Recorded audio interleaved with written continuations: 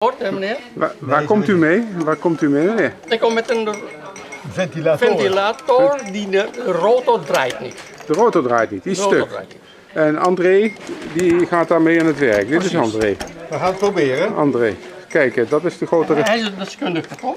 Ja, André kan alles. Goed zo, hoor je dat? Ja, hè? Goed hè? Ja. Vandaag een drukke boel. Het is vandaag 8 oktober.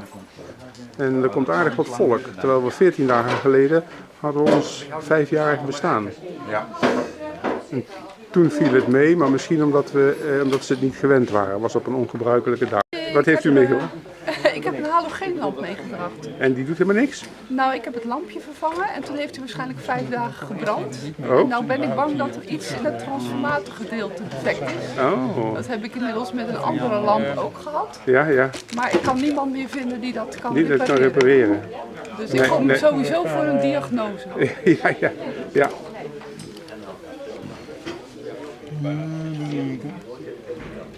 Zal ik je even voorstellen aan... laat hem maar rustig liggen. Willem en Hans die zijn daarmee bezig. Nou, de spanning staat erop. Zie je? De schakelaar staat zodanig dat hier spanning op staat. Dat is alleen een oplossing. Ja, wat heet op? Wat heeft u meegenomen? Een radio. En die is kapot? Ja, dat schuifje van die cd. Dat blijft Oh, die komt niet naar buiten. Ja. Nee, hij blijft niet binnen. Hij blijft naar binnen. En draait het motortje, Bas? Of is het riempje misschien stuk? Kun je het zien? Er zit een aandrijfriempje in. Geen drive, cd moet ze laten draaien, maar er zit er geen cd in. Waar ben jij mee gekomen? Een laptop gekomen. Een kapotte laptop? Ja. Wat is er mee in de hand? Er was de operating system was weg. De wat? De operating system. Weg. Ik had geen Windows meer. Geen Windows meer? Ah, kijk.